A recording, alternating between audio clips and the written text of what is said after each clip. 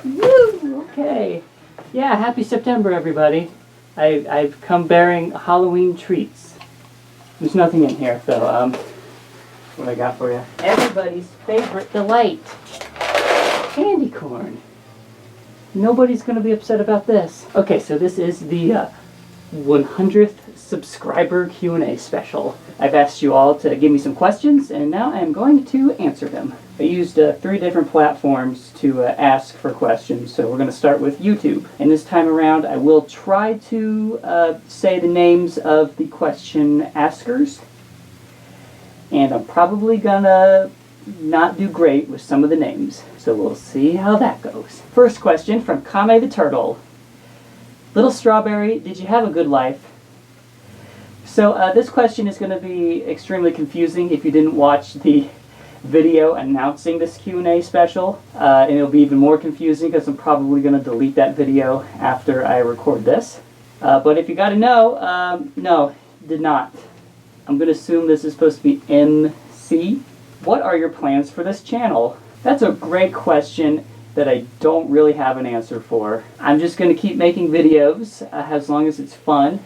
I don't have any plans to make this a super successful YouTube channel. I mean, I feel like I'm tapping into a very tight niche with this one. Spooky, furry crap. Don't know how far I can really go with that. Like I said, it's just as long as I'm having fun with it, I'm going to keep doing videos. I don't think that this is ever going to be a profitable YouTube channel. But, you know, we'll see. We'll see.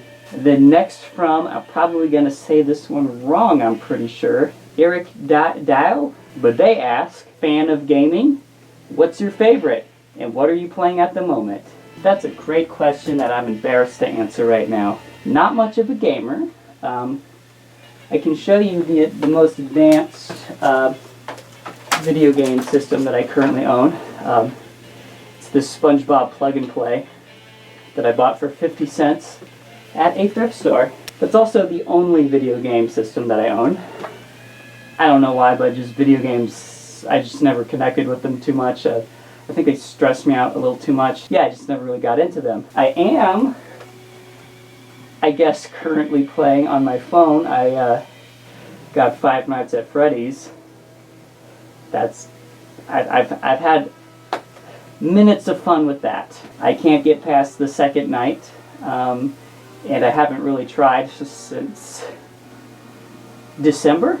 I've tried on a few occasions to try and just get into video games because I feel like it's a pretty big medium. It's a huge part of pop culture that I'm just sort of missing out on, and I'm often left out of conversations because it's just like my friends want to talk about this stuff nonstop, and I'm just like, I don't know. A lot of it is just kind of over my head, but I don't know. We'll see. Maybe that'll change eventually. I'm going to keep trying to. I'll figure it out eventually. So that answers that. Next up are the questions I got on Furfinity. First question comes from Empty Lighter. What got you into horror originally, / when did you first become interested in it? That is probably the best question. So I can't remember the exact moment that I got into horror stuff, but apparently, according to my elders, it was because when I was very young, I watched the movie Hocus Pocus, and that was the end of it. There was no returning to the normal side. And I do remember being very obsessed with the zombie character Billy. That was just one of my favorite characters at the time. I guess that was probably the thing that started all of this. I recall other early childhood memories, like there was a book I had called Cramped Quarters. It was shaped like a coffin, and it was basically like a bunch of monsters are cramped into this coffin, and it was very detailed. The artwork was very creepy looking. It like lit up and made noises. Universal monsters and Halloween stuff in general always just seemed to be present. Yeah, there's probably a few things that really got it going, but from what I've been told, Hocus Pocus was what started the whole thing. The next question from Driving You Batty. What are some of the best horror / monster movies you've ever seen? That is like such a bold question to ask. Where do I even begin? Well, I mean, it's like if you ask me horror movies, that's one set of answers. Monster movies, that's another set of answers. There's a little bit of overlap, but and do we talk about like best versus favorite? Like is there a difference? I don't know. Okay, this is a tough one to really get into. I'll just say some of my favorite horror-centric movies, whatever. All of the classic Universal monster movies are like top tier. But I think my favorite is The Phantom of the Opera with Lon Chaney. But some other horror films that are like top tier for me, the Texas Chainsaw Massacre, the original. I love that one. I love the original Hellraiser. God, that's like, I could just go on for days of ones that I really love. I'm just trying to think of my top favorites here. It's so hard to like just narrow this down. Oh my God, I don't even know how to answer this. It's so complicated. But you know what? I gave you some examples of some of my top favorite movies of the genre. So we'll just go with that for now. I might blow a fuse trying to actually think about this. I don't know if I can just come back, take a look around my little mini museum of crap to see if I can jog my memory on anything. Not really at the moment, so we'll just move on to the next question. Uno Raccoon Art says, favorite Halloween candy / snacks? You guys are just asking like all the questions that are like so overwhelming. I'm gonna blow a fuse again.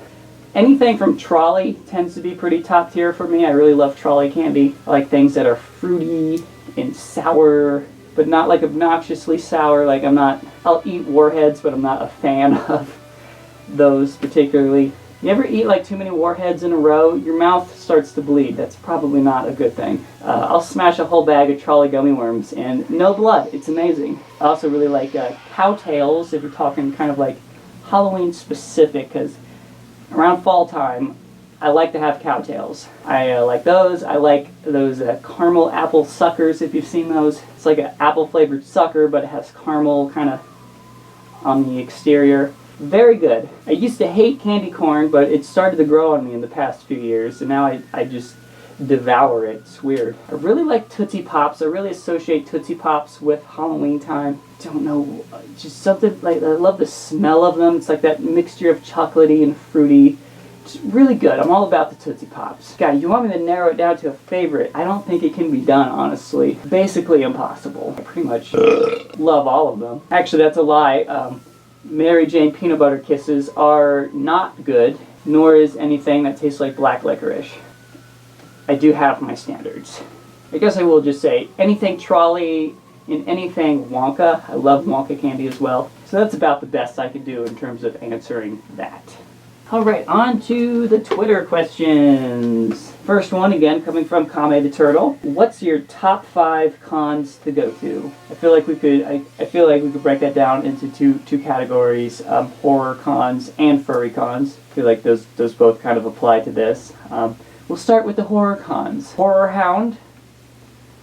That's the only one I've been to. And I've never done the full like Horror Hound weekend. I usually just go for like a day when I go. Just me and whoever else. Go for a day, walk around looking at the vendors, maybe buy some stuff, get some autographs, some pictures with the celebs. I'd like to do like a full like weekend event at a con, of any con at some point in my life. But for now, really that's the most I've done. And then I haven't been to a furry con yet. I pretty much got into this fandom during the pandemic, so not a great time to start. So yeah, unfortunately I can't even make like a top 5. It's just, I've been to Horror Hound. That's it. Next question from Banjo Cat. What is your #1 album of all time? I feel like that should be a little easier to answer than like picking a favorite horror movie or a favorite Halloween candy. I feel like I can narrow this one down a little bit more. It's still a bit overwhelming. I do like a few different albums. I feel like whatever I pick, it's either going to be something from either Rob Zombie or Iron Maiden. Those, I tend to be the most into those. Probably gonna go with the Hellbilly Deluxe from Rob Zombie. I just think it's a fun time. I feel like it really depends on my mood. I mean, if I'm in like if I'm just in a mood for something that's just fun, I usually think Rob Zombie music is fun. Where, you know, Iron Maiden music can be fun, but it can also be a little more serious, a little bit more emotional at times. But then there's like stuff like Tool, which is just like a very weird, I'm in a weird place when I just binge the Tool music all day. So it really depends on my mood, but if I just had to like off the top of my head pick an album, I'm going with the Hellbilly Deluxe from Rob Zombie. Feel confident with that one. Then we got one more question from Sammy Hain. How would a fight between Wolfman and the creature from the Black Lagoon go down? I'm glad we're asking the real questions now. There's a lot of things that could really happen here. I mean, they both have their advantages and disadvantages, don't they? If you're in the water, you know, let's say a creature gets him in the water, that's a major advantage for the creature because, I mean, he's a fish monster. He lives in the water. You know, he can just drag that wolfman down. But the wolfman will not drown, of course, because werewolves can only be killed by silver. So, you know, you can drag him down. Maybe he'll go unconscious. I don't really know what would happen there. But eventually he's going to come back up. And let's say he gets creature on land. That's a huge disadvantage for the creature because creature tends to be very slow moving on land. Just kind of feels like his limbs are a little heavy. He's not used to that. He's still a pretty strong beast, but he's not at his best when he's on land. So now the wolfman, who is, you know, swift and jump on things, has a lot more agility. He can just like attack that creature. If we're on land, the wolfman's probably definitely going to win because the wolfman is a supernatural thing that can only be killed by silver. Creature is an animal. Yeah, he's been shot several times and he seems to keep recovering, but you like to think eventually traditional things will kill him eventually. If I had to put my money on one, I would say the wolfman. They both got a pretty good shot here. You kind of have to like think, would the creature be able to use his think smarts enough to say, I need to get silver to defeat this thing? Probably not, and that's going to be the biggest issue there. It'd be a hell of a fight, but I think the wolfman would win. So, that's my answer. Thank you guys for asking your questions. This was fun. Maybe I'll do another Q&A when I get like, I don't know, 200 subscribers. If that happens, we'll see. I don't know. Bye.